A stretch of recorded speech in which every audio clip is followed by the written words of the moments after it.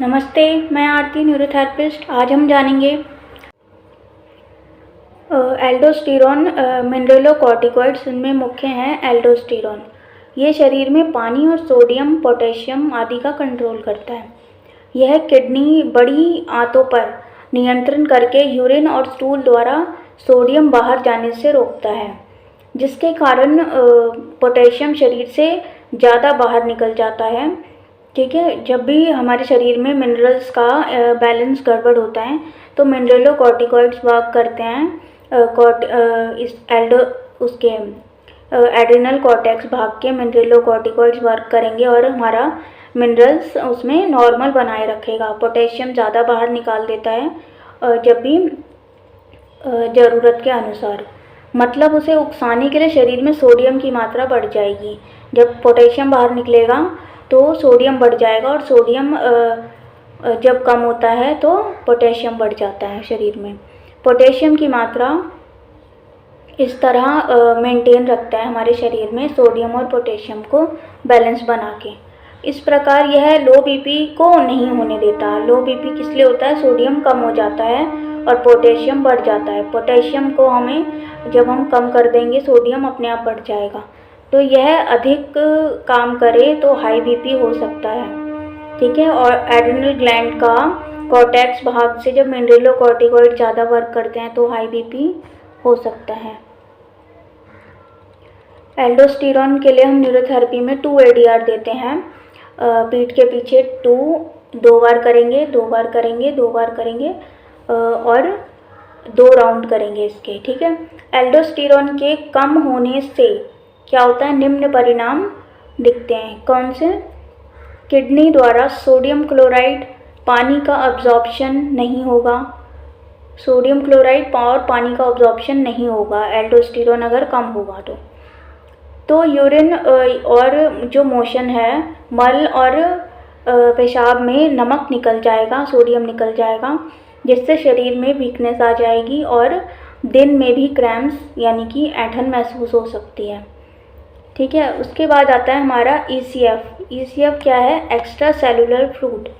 Extra cellular fluid जो cell के बाहर रहता है, फ्लूइड सेल्स के बाहर जो रहता है उसमें पोटेशियम की मात्रा बढ़ जाती है, तो ECF का वॉल्यूम भी बढ़ जाएगा।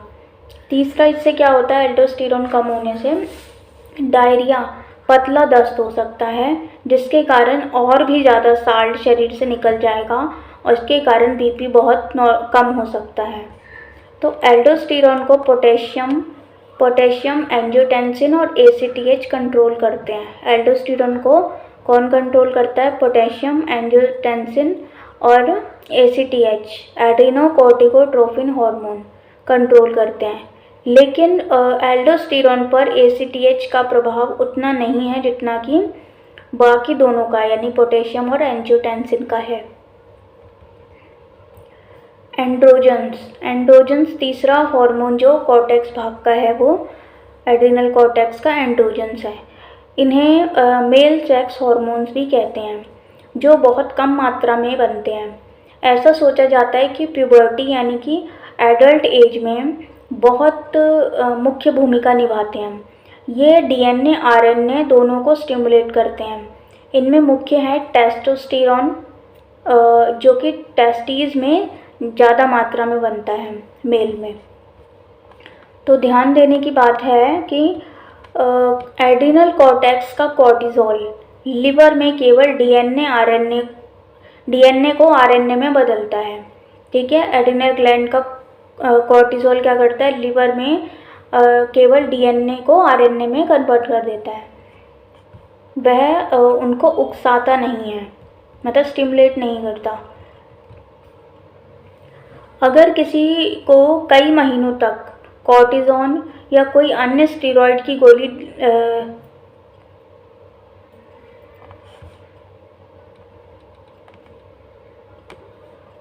ऑस्टियोपोरोसिस क्या होता है? ऑस्टियोपोरोसिस कंडीशन होती है कि इसमें क्या होता है? बोन्स खोखली हो जाती हैं, यानी कि वो उसमें क्रूक्ड बोन्स हो जाती हैं, ज़रा सा झटका लगने से टूट जाती हैं, जिससे कि वो ज़रा सी मार लगने पर आसानी से टूट जाती हैं।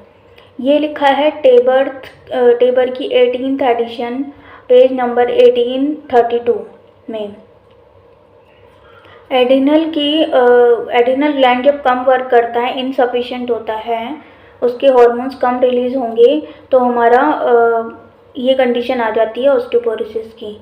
एड्रिनल ग्लैंड का फंक्शन इतना सप्रेस इसका ऐसी कंडीशन हो जाती है, इतना दब जाता है कि सप्रेस हो जाता है कि पेशेंट को कोई सीरियस इन्फेक्शन एक्सीडेंट हो तो क्या करता है, पेशेंट को उस स्ट्रेस को सामना करने के लिए कोई जो उचित रिस्पांस करना चाहिए वो नहीं कर पाते हैं। उसे क्या स्टेरॉयड विड्रॉल सिंड्रोम कहते हैं। ये इसे क्या कहते हैं, स्टेरॉयड विड्रॉल सिंड्रोम, कि पेशेंट उसके प्रति सीरियस इन्फेक्शन या एक्सीडेंट के प्रति स्ट्रेस का सामना नहीं कर पा रहा और रिस्पॉन्स नहीं कर रहा। ठीक है, आगे हम जानेंगे जब हम एड्रिनल कॉर्टेक्स को एलिमेंटी स्टिमुलेट करते हैं, न्यूरोथेरेपी से स्टिमुलेट करते हैं, तो तीन कौन कौन से नतीजे पाए जाते हैं, क्या रिजल्ट्स आते हैं। 6-ADR जो हमारा पॉइंट है उससे आता है इन्फ्लेमेशन तुरंत ही कम हो जाती है, सूजन कहीं भी हो पूरे शरीर में वो तुरंत कम हो जाती है। हम मानते हैं कि कॉर्टिजोल को उकसाता है ये 6-ADR पॉइंट। तो इसी अनुमान से जब उसे पेशेंट को आजमाया गया पेशेंट पर, तो खासकर आंतों के इन्फ्लेमेशन, जो हमारा गैस्ट्राइटिस और एंट्राइटिस होता है, आंतों में इन्फ्लेमेशन सूजन हो जाती है, तो उसको ठीक करने के लिए उपयोगी है 6-ADR। यह पोलियो, इन्फ्लेमेशन की बीमारियों और ऑटोइम्यून डिसऑर्डर जिसमें हमारा थाइमस ग्लैंड हाइपर हो जाता है, इसके बारे में हम आगे कभी पढ़ेंगे, तो इसमें लाभ देता है 6-ADR। फिर आता है हमारा 4-ADR। 4-ADR क्या करता है, कुछ लोगों में ब्लड में शुगर की मात्रा बढ़ जाती है, जिनमें कुछ लोगों में ब्लड में शुगर की मात्रा बढ़ी है। ऐसा माना जाता है कि यह उपचार ग्लूकागॉन को स्टिमुलेट करता है और शुगर को बढ़ा देता है, तो इस पर अभी और रिसर्च बाकी है। 2-ADR क्या करता है, एल्डोस्टेरोन को स्टिमुलेट करता है। एल्डोस्टेरोन क्या होते हैं, जो शरीर में नमक पानी का बैलेंस बना के रखते हैं। ठीक है, हम एलिमेंटी में 2-ADR द्वारा शरीर को सोडियम की मात्रा को बढ़ा देते हैं, यानी कि बीपी को लो नहीं होने देता ये। फिर हमारा आता है क्या, एड्रिनल ग्लैंड के हार्मोन ज़्यादा होने से शरीर पर निम्न प्रभाव पड़ते हैं। क्या असर होते हैं, एड्रिनल ग्लैंड अगर ज़्यादा काम करता है तो पहला, जैसे कि हमने ऊपर पढ़ा अभी, एड्रिनल ग्लैंड के 2 भाग होते हैं, एड्रिनल कॉर्टेक्स और मेडुला भाग। ठीक है, अगर एड्रिनल कॉर्टेक्स हाइपर हो गया, कॉर्टिजोल बढ़ जाएगा, कॉर्टिजोल या एल्डोस्टेरोन बढ़ जाएगा। बहुत ही कम व्यक्तियों में ऐसा होता है कि एंड्रोजन्स बढ़ जाते हैं। कॉर्टिजोल के बढ़ने से क्या होता है, कुशिंग सिंड्रोम होगा, जिससे कि कुछ लक्षण है। क्या लक्षण है इसके, एक तो बीपी बढ़ जाता है, डायबिटीज़, मासिक धर्म की गड़बड़ियाँ, यानी कि पेट से रिलेटेड जो भी अनबैलेंस हो जाते हैं पीरियड्स, और उसमें नींद नहीं आती, थाइमस ग्लैंड कम काम करता है, जो हमारा थाइमस ग्लैंड है इधर वो कम काम करता है, इम्यूनिटी कम हो जाती है, किडनी में पथरी हो सकती है, पेट में अल्सर्स हो सकते हैं, घाव हो सकते हैं, किसके, जब एड्रिनल ग्लैंड के हार्मोन्स कॉर्टेक्स के ज़्यादा वर्क करते हैं। फिर आता है हमारा, अगर एल्डोस्टेरोन ज़्यादा हो जाए, एल्डोस्टेरोन अगर ज़्यादा हो गया तो किडनी के कार्य बिगड़ जाते हैं, किडनी अपना काम कम करने लगेगी, रक्त का वॉल्यूम क्या होता है, बढ़ जाएगा, रक्त का वॉल्यूम, ब्लड वॉल्यूम बढ़ जाएगा, बीपी हो, इससे हाई बीपी हो जाता है, हाइपरटेंशन, और साथ में हाइपोकैलीमिया यानी कि ब्लड में पोटेशियम बहुत कम हो जाता है, एल्कलोसिस हो जाता है, एल्कलोसिस यानी कि एल्कलाइन बढ़ जाएगा, बॉडी में लिक्विडिटी बढ़ जाती है, और मूर्छा यानी कि फेंटिंग हो जाती है, वो पेशेंट बेहोश हो सकता है, मांसपेशियों में कमज़ोरी आ सकती है। तो ये क्या होता है, एल्डोस्टेरोन ज़्यादा होने से होता है। फिर हमारा अगला है एंड्रोजन्स की मात्रा अगर बढ़ जाती है शरीर में, तो मर्दानगी यानी कि एडल्टहुड, एडल्ट मैन की निशानियां दिखने लगती हैं, जैसे कि इसके असर अलग अलग होते हैं। टेबल की 18th एडिशन पेज नंबर 43 के अनुसार है। अगर छोटी आयु में, कम उम्र में ऐसा होता है तो लड़कियों को क्या होता है, पीरियड्स मासिक धर्म में से पहले यानी कम उम्र में ही पीरियड शुरू हो जाते हैं। अगर लड़कों में ऐसा होता है तो उनके जो जननांग होते हैं, जेनिटल एरिया, असाधारण रूप से एडल्ट मैन की तरह हो जाते हैं, वयस्क पुरुष की तरह हो जाते हैं, जैसे कि लंबे और बड़े हो जाते हैं। इसे एड्रीनोजेनिटल सिंड्रोम कहते हैं। ठीक है। और अगली कंडीशन क्या है, अगर लेडीज़ में तरुणावस्था के बाद यानी कि उनके एडल्टहुड मतलब टीनेज के बाद ऐसा होता है तो उनमें लेडीज़ में जेंट्स जैसी निशानियां दिखने लगती हैं, मेल जैसी निशानियां, लक्षण, जैसे कि उनमें मेल की तरह ही उनकी चाल ढाल हो जाएगी, शक्ल सूरत हो जाएगी, चेहरे पर और अनचाहे बाल आ जाएंगे, आवाज़ में भारीपन आ जाएगा। टेबल्स की 18th एडिशन पेज नंबर 43 के अनुसार। फिर अगली कंडीशन है, चाहे पुरुष हो या स्त्री हो, दोनों में कुसमय बाल झड़ने लगते हैं, बाल्डनेस यानी कि बाल झड़ने लगते हैं, एक्ने, मुहासे आ जाते हैं। किसकी वजह से? एंड्रोजन जब बढ़ जाते हैं उसकी वजह से। फिर अगर अगला क्या है, एड्रिनल मेडुला हाइपर हो तो एड्रिनल का जो अंदरूनी भाग, मेडुला भाग है, वो हाइपर होता है तो दो हार्मोन्स बढ़ने के कारण उसमें बढ़ जाते हैं, नॉरएपिनेफ्रिन और एपिनेफ्रिन।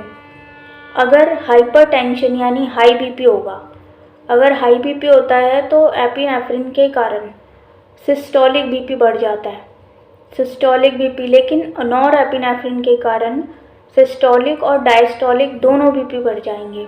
साथ ही ब्लड शुगर, यूरिन में शुगर बढ़ जाती है और पसीना ज़्यादा आता है, सिर दर्द होता है, मेटाबॉलिक रेट बढ़ जाती है, यानी कि बहुत ज़्यादा पल्स रेट बढ़ जाएगी, मेटाबॉलिक रेट बढ़ जाएगी। हाई बीपी के कारण आर्ट्रियोस्क्लेरोसिस एक कंडीशन होती है और सेरेब्रल हैमरेज हो सकता है, यानी कि उनको ब्रेन में कहीं भी ब्लीडिंग हो सकती है, नस फट सकती है। तो ब्रेन की नसें फट सकती हैं और जिसके बाद में फिर क्या होता है, मनुष्य को पैरालिसिस या लकवा भी हो सकता है। किसकी वजह से? जब ये हमारे एड्रिनल मेडुला के नॉरएपिनेफ्रिन और एपिनेफ्रिन बढ़ जाते हैं।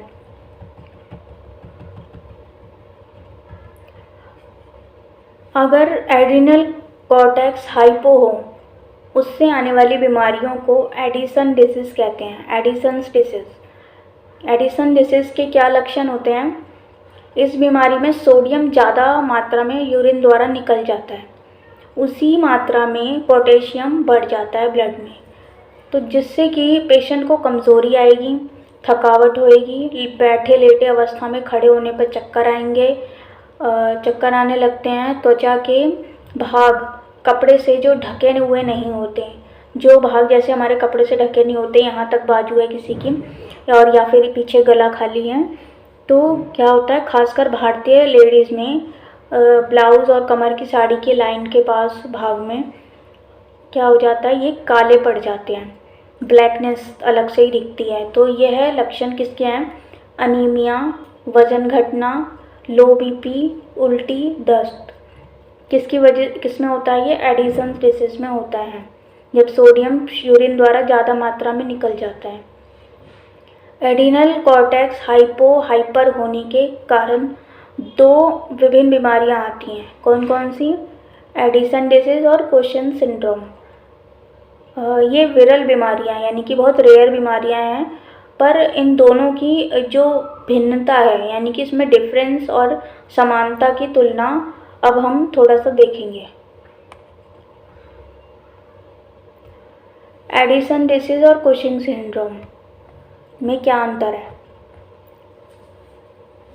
इसमें एड्रिनल कॉर्टेक्स हाइपो हो जाता है। एडिसन डिसीज़ में क्या होता है? एड्रिनल कॉर्टेक्स का जो वो हाइपो यानी कम वर्क करता है, उसमें शरीर में कॉर्टिकोस्टेरॉइड्स की कमी आ जाती है। कुशिंग सिंड्रोम में ACTH के ज़्यादा होने से, एड्रीनोकोर्टिकोट्रोपिन हार्मोन ज़्यादा होने से एड्रिनल कॉर्टेक्स हाइपर हो जाता है, जिससे कि ग्लूकोकॉर्टिकॉइड्स ज़्यादा बनने लगते हैं। ठीक है, उसमें कम वर्क करता है, इसमें ज़्यादा वर्क करता है। तो एडिसन डिसीज़ में 70% केस में यह ऑटो इम्यून डिसऑर्डर माना जाता है एडिसन डिसीज़ को। इसमें थाइमस हाइपर हो जाती है। ठीक है, और कुशिंग सिंड्रोम में क्या होता है, लिम्फ नोड्स, जो हमारे लिम्फ नोड्स होते हैं, हमारे इधर लिम्फ नोड्स होते हैं, जो भी हमारी जॉइंट्स हैं उसके नीचे लिम्फ नोड्स होते हैं, इसके एट्रॉफी हो जाने के कारण इम्यूनिटी और थाइमस ग्लैंड कम वर्क करते हैं कुशिंग सिंड्रोम में। ठीक है, अब एडिसन डिसीज़ में क्या होता है, इसके कारण क्या है, TB, कैंसर या किसी अन्य बीमारी के कारण एड्रिनल ग्लैंड नष्ट हो जाते हैं, यानी कि डैमेज हो जाते हैं। थायराइड, पैराथायराइड ग्लैंड का हाइपर होने पर भी ऐसा हो सकता है। थायराइड, जो हमारा थायराइड ग्लैंड है ये गले में, और पैराथायराइड जिसके अगल बगल में ग्लैंड्स होती हैं, ये हाइपर होने पर भी एडिसन डिसीज़ हो सकती हैं। और कुशिंग सिंड्रोम के क्या कारण है कि एड्रिनल ग्लैंड के ट्यूमर या हाइपरप्लेजिया के कारण होगा। एड्रिनल ग्लैंड में ट्यूमर हो जाते हैं कुशिंग सिंड्रोम में, एड्रिनल ग्लैंड के ट्यूमर या हाइपरप्लेजिया होने के कारण, या प्रेडिनिसोलोन, कॉर्टिजोन इत्यादि स्टेरॉइड खाने से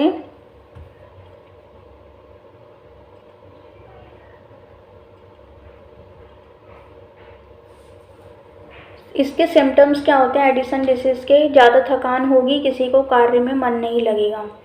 और कुशिंग सिंड्रोम में क्या होता है, मोटापा होगा, मसल्स की कमज़ोरी होगी, घाव हो जाएंगे, जख्म देर तक ठीक नहीं होते हैं। मून फेस, यानी कि हमारा चेहरा गोल मून की तरह, चांद की तरह हो जाता है, गोल चेहरा एकदम। और उसमें क्या होता है, एडिसन डिजीज़ में हाइपोग्लाइसीमिया, शुगर कम हो जाती है, शुगर की कमी हो जाती है। और कुशिंग सिंड्रोम में हाइपरग्लाइसीमिया, यानी कि डायबिटीज़ मेलिटस हो जाती है।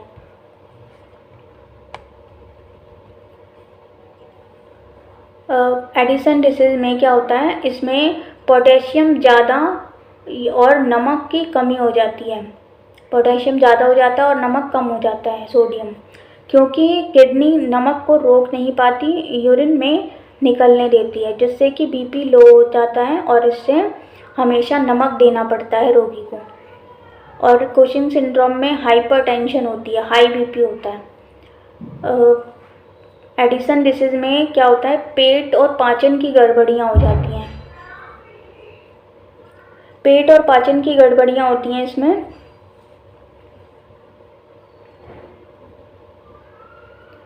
उल्टी आती है, दस्त, भूख नहीं लगती। और कुशिंग सिंड्रोम में पेट और गले में फैट जमने लगता है, लेकिन हाथ और पैर बहुत ही पतले रहते हैं।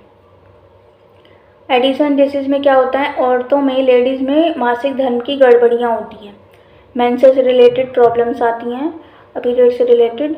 और जो हमारे रोए होते हैं, यानी कि शरीर के ऊपर जो ये हल्के हल्के बाल होते हैं हमारे, जो दिखते नहीं हैं, तो वो रोए क्या हो जाते हैं, वो ख़त्म हो जाते हैं। और ब्रेस्ट के नीचे, कमर के यहाँ जहाँ नाड़ा या इलास्टिक होती है बांधी जाती है, वो पूरी लाइन हमारे त्वचा की काली पड़ जाती है।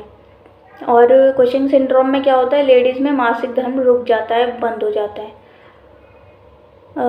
एडिसन डिसीज़ में क्या है, ACTH और MSH ज़्यादा होने के कारण, ACTH यानी कि एड्रीनोकोर्टिकोट्रोपिन हार्मोन, और MSH melano stimulating hormone.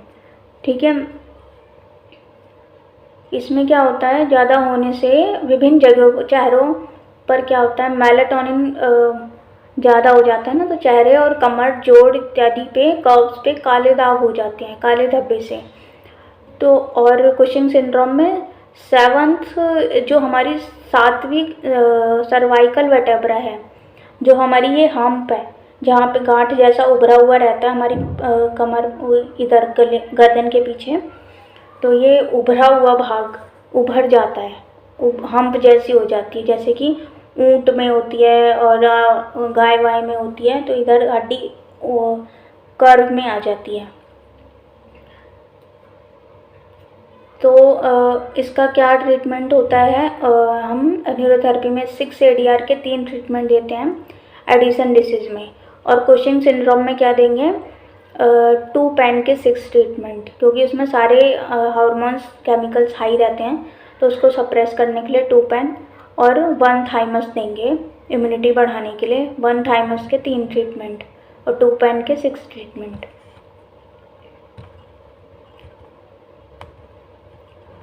Hyperplasia क्या होता है, हमने ऊपर अभी हाइपरप्लेसिया के बारे में पढ़ा था।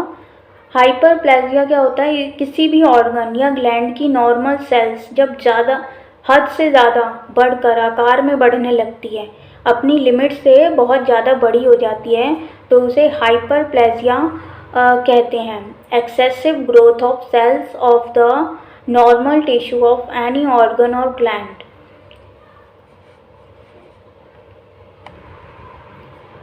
आज के लिए इतना ही।